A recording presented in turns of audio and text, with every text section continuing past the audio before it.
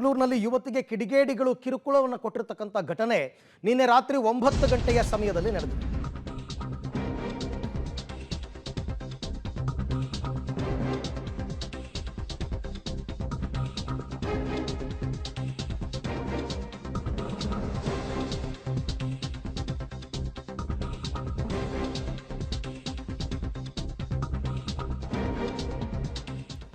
ಬೆಂಗಳೂರಿನಲ್ಲಿ ಯುವತಿಯರಿಗೆ ಅಂದರೆ ಆ ಕಾರ್ನಲ್ಲಿ ಯುವತಿಯರಿದ್ದರು, ಕಿಡಿಗೇಡಿಗಳು ಕಿರುಕುಳವನ್ನು ಕೊಟ್ಟಿದ್ದಾರೆ.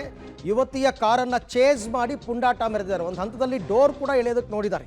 ಕೋರಮಂಗಲದಲ್ಲಿ ನಿನ್ನೆ ರಾತ್ರಿ 9 ಗಂಟೆ ಸುಮಾರಿಗೆ ನಡೆದಿರ್ತಕ್ಕಂಥ ಘಟನೆ.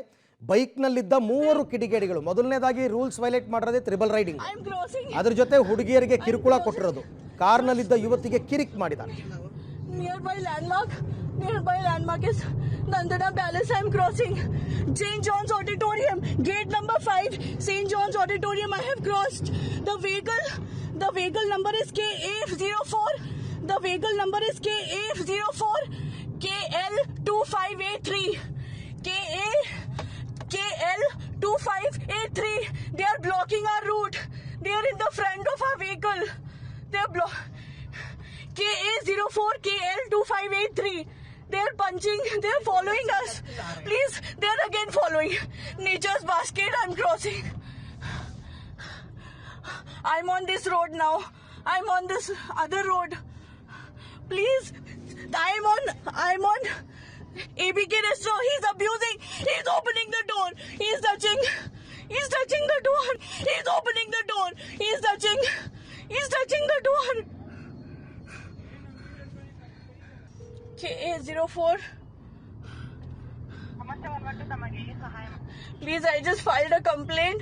These guys are following us. They are punching my vehicle. There are 3 guys on a vehicle, on a 2-wheeler. I have them on. Sorry? No, I don't know. I really don't know. Koramangala. I just called 2 minutes back. I have just stopped my vehicle at Nagarjuna. Following us, they are punching the vehicle. ಬಹಳ ಗಾಬರಿಯಾಗಿ ಆ ಹುಡುಗಿ ಪಾಪ 112 phone ಮಾಡಿ ಮಾಹಿತಿ ಕೊಡ್ತಾ ಇದ್ದಾರೆ ಪೊಲೀಸರಿಗೆ. ಈಗೆಲ್ಲ ಆಕೆ ಮಾತನಾಡ್ತಾ ಇದ್ದು ಪೊಲೀಸರ ಜೊತೆನಲ್ಲೇ ಮೊಬೈಲ್ನಲ್ಲಿ ಡಯಲ್ ಮಾಡಿ ಔಟ್ ಸ್ಪೀಕರ್ ಅನ್ನು ಮಾಡಿ ಆಕೆ ಪೊಲೀಸರ ಜೊತೆ ಮಾತನಾಡ್ತಾ, ತಾವು ಎಲ್ಲಿ ಪಾಸ್ ಆಗ್ತಾ ಇದ್ದೀವಿ, ಯಾರು ಈ ಥರ ರೋಡನ್ನು ಬ್ಲಾಕ್ ಮಾಡ್ತಾ ಇರೋದು, ಡೋರನ್ನು ತೆಗೆಯೋದಕ್ಕೆ ಅವ್ನು ಪ್ರಯತ್ನ ಪಟ್ಟಿದ್ದು, ಎಲ್ಲ ಮಾಹಿತಿಯನ್ನು ಆಕೆ ಪೊಲೀಸರಿಗೆ ಅಲ್ಲೇ ಹೇಳ್ತಾ ಇದ್ದಾರೆ, ತಿಳಿಸ್ತಾ ಇದ್ದಾರೆ. ಅದರ ಆಧಾರದ ಮೇಲೇನೆ ಕೋರಮಂಗಲ ಪೊಲೀಸರು ನಿನ್ನೆ ಇವರೆಲ್ಲರನ್ನೂ ಕೂಡ ಅರೆಸ್ಟ್ ಮಾಡಿರ್ತಕ್ಕಂಥದ್ದು. ಯುವತಿಯ ಕಾರನ್ನ ಚೇಸ್ ಮಾಡಿ ಪುಂಡಾಟವನ್ನು ಮೆರೆದಿದ್ದಾರೆ. ಇದು ಯಾಕೆ ಇತ್ತೀಚೆಗೆ ಜಾಸ್ತಿ ಆಗ್ತಾ ಇದೆ ಅಂತಕ್ಕಂಥದ್ದು ಗೊತ್ತಾಗ್ತಾ ಇಲ್ಲ. ಅವ್ರಿಗೂ ಕೂಡ ನೋಡಿ ತ್ರಿಬಲ್ ರೈಡಿಂಗ್ ಅಂತೆ, ಅದೇನೋ ಕಿರಿಕ್ ಬೇರೆ ಆಗಿತ್ತು ಅವ್ರ ನಡುವೆ ಅಂತಕ್ಕಂಥ ಮಾಹಿತಿ ಇದೆ. ಸುಮ್ಮನೆ ಚೇಸ್ ಮಾಡಿರೋದಲ್ಲ ಇದು. ಆದರೂ ಆ ಯುವತಿಗೆ ಇಷ್ಟು ದೊಡ್ಡ ಮಟ್ಟದಲ್ಲಿ ಟಾರ್ಚರ್ ಕೊಡೋದು, ಕಿರುಕುಳ ಕೊಡೋದು ಅಂತಂದರೆ ಅದು ಸುಮ್ಮನೆ ಮಾತಲ್ಲ. ಪೊಲೀಸರು ಇದನ್ನು ಬಹಳ ಗಂಭೀರವಾಗಿ ಪರಿಗಣಿಸಬೇಕಾಗತ್ತೆ.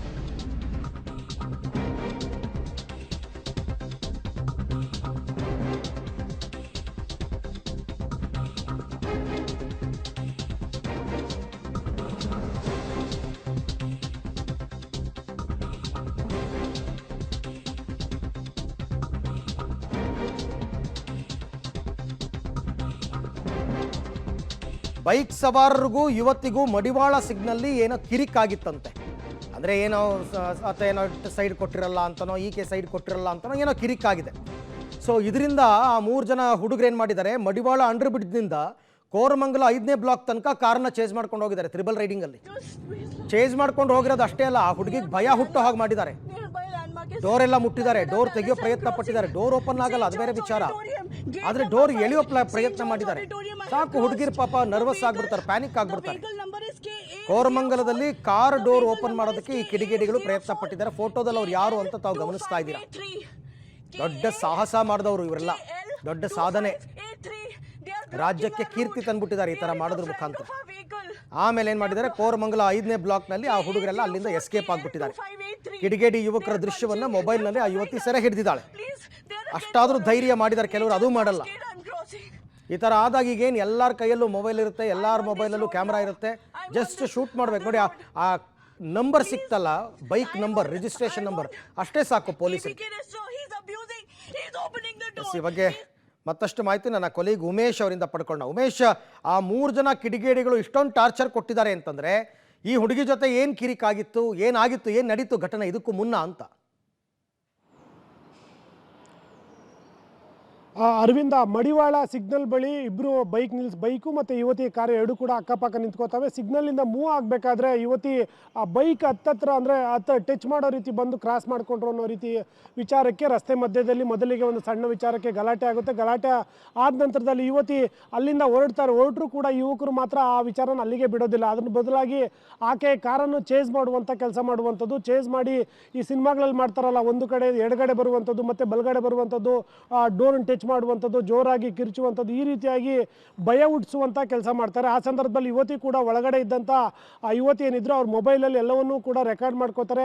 ಆ ತಕ್ಷಣಕ್ಕೆ 112ಗೂ ಕೂಡ ಕರೆ ಮಾಡಿ ಈ ಥರ ಆ 3 ಯುವಕರು ನಮಗೆ ತೊಂದರೆ ಕೊಡ್ತಾ ಇದ್ದಾರೆ, ಅವರ ಬೈಕ್ ನಂಬರ್ ಇದು ಅಂತೇಳಿ ಪೊಲೀಸರಿಗೂ ಕೂಡ ಎಲ್ಲ ಹೇಳ್ಕೊಬರ್ತಾರೆ. ಇದೆಲ್ಲ ಆಗೋದಕ್ಕೆ ಒಂದು 15-20 ನಿಮಿಷಗಳ ಕಾಲ ಆ ಟೈಮ್ ಕೂಡ ಹಿಡಿಯುತ್ತೆ. ಅಲ್ಲಿಂದ ಅದು ಮಡಿವಾಳ ಫ್ಲೈಓವರ್ ಸಿಗ್ನಲ್ಲಿಂದ ಏನು ಕೋರ್ಮಂಗ್ಲ 5ನೇ ಬ್ಲಾಕ್ ತನಕ ಕೂಡ ಯುವಕರು ಇದೇ ರೀತಿಯ ಪುಂಡಾಟ ಮೆರೀತಾರೆ. ಆದರೂ ಕೂಡ ಆ ಯುವತಿಯರೆಲ್ಲೂ ಕೂಡ ಕಾರ್ ನಿಲ್ಲಿಸೋದಿಲ್ಲ, ಬದಲಾಗಿ ಕಾರನ್ನು ಓಡಿಸ್ಕೊಂಡೇ ಹೋಗುವಂಥದ್ದು. ಎಲ್ಲೇ ಹೋದರೂ ಕೂಡ ಯುವಕರು ಎಲ್ಲೇ ಟರ್ನ್ ತಗೊಂಡ್ರು ಕೂಡ ಯುವಕರು ಕಾರಿಂದನೇ ಬರುವಂಥ ಕೆಲಸ ಮಾಡ್ತಾರೆ. ಕೊನೆಗೆ ಪೊಲೀಸರಿಗೆ ಯಾವಾಗ ಮಾಹಿತಿ ಹೋಗುತ್ತೆ, ಪೊಲೀಸರು ಕೂಡ ತಕ್ಷಣಕ್ಕೆ ಅಲರ್ಟ್ ಆಗಿ 5ನೇ ಬ್ಲಾಕಿಗೆ ಬರೋ ಹೊತ್ತಿಗೆ ಕೆಲವೇ ಕ್ಷಣಗಳ ಮುಂದೆ ಆ ಯುವಕರು ಅಲ್ಲಿಂದ ಎಸ್ಕೇಪ್ ಆಗಿದ್ರು. ಎಸ್ಕೇಪ್ ಆದ ನಂತರ ಕೂಡ ನಂಬರ್ ಏನು ಪತ್ತೆ ಆಗಿತ್ತು ಮತ್ತು ಯಾವ ಕಡೆ ಹೋಗಿದ್ರು ಅನ್ನೋದ್ರ ಬಗ್ಗೆ ಸ್ಪಷ್ಟವಾದ ಮಾಹಿತಿ ಇದ್ದ ಕಾರಣಕ್ಕಾಗಿ ತಡರಾತ್ರಿ 2 ಆರೋಪಿಗಳನ್ನು ಈಗ ಪೊಲೀಸರು ಬಂಧನ ಮಾಡಿರುವಂಥದ್ದು. ಅದರಲ್ಲಿ ಜಗನ್ನಾಥ್ ಮತ್ತು ತೇಜಸ್ ಅಂತ ಇಬ್ಬರನ್ನ ಗುರುತು ಕೂಡ ಮಾಡಿ ಇವಾಗ ಇಬ್ಬರನ್ನ ಬಂಧನ ಮಾಡಿದ್ದಾರೆ. ಮತ್ತೊಬ್ಬ ಆರೋಪಿ ಏನಿದ್ದಾನೆ ಆತ ಎಸ್ಕೇಪ್ ಆಗಿದ್ದು ಆ ನಿಟ್ಟಿನಲ್ಲಿ ತನಿಖೆ ಮುಂದುವರೆದಿದೆ. ಈಗ ಯುವತಿಯರು ತೀರಾ ಇದೇ ನಿರ್ಜನ ಪ್ರದೇಶದಲ್ಲಿ ನಡೆದಿರುವಂಥ ಘಟನೆ ಏನಲ್ಲ, ರಾತ್ರಿ 9 ಗಂಟೆ ಆ ವೇಳೆಯಲ್ಲಿ ಕೋರ್ಮಂಗ್ಲದ ಅಲ್ಲಿ ನಡೆದಿರುವಂಥ ಘಟನೆ. ಕೋರ್ಮಂಗ್ಲದಲ್ಲಿ ಸಾಮಾನ್ಯವಾಗಿ ತಡರಾತ್ರಿ ತನಕ ಜನ ಇರ್ತಾರೆ, ಆದರೂ ಕೂಡ ಇಷ್ಟೊಂದು ಪುಂಡಾಟ ಮೆರೆದಿರೋದ್ರಿಂದ ಆ ಯುವಕರಿಗೆ ಎಷ್ಟು ಏನು ಅವ್ರ ಮನಸ್ಥಿತಿ ಹೇಗಿರ್ಬೋದು. ಮತ್ತು ಅವ್ರು ನೋಡಿ ಹೆಲ್ಮೆಟ್ ಕೂಡ ಹಾಕೋದಿಲ್ಲ.